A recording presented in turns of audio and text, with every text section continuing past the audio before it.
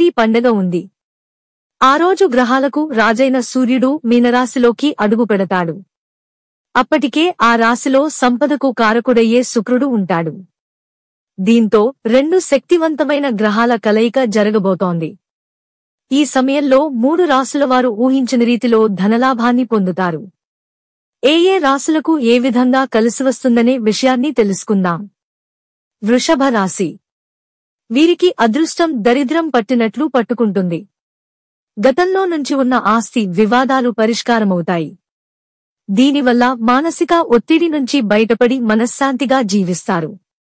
అద్భుతమైన ప్రయోజనాలు దక్కనున్నాయి. వ్యాపారస్తులకు మంచి లాభార్జన ఉంది. పెట్టుబడిని పెద్దల సలహా మేరకు మళ్లించాలి. లేదంటే నష్టపోయే ప్రమాదం ఉంది. కుటుంబ సభ్యులతో సంతోషంగా జీవిస్తారు.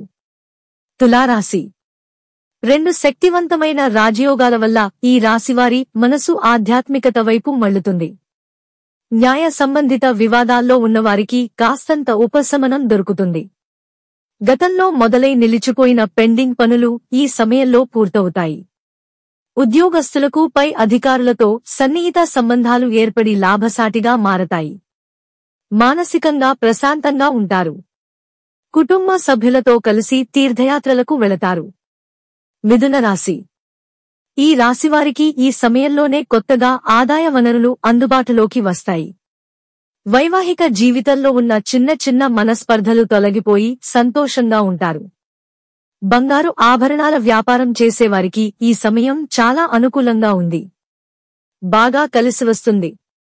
ప్రైవేటు రంగాల్లో ఉద్యోగాలు చేస్తున్నవారు మంచి లాభాలను అందుకుంటారు.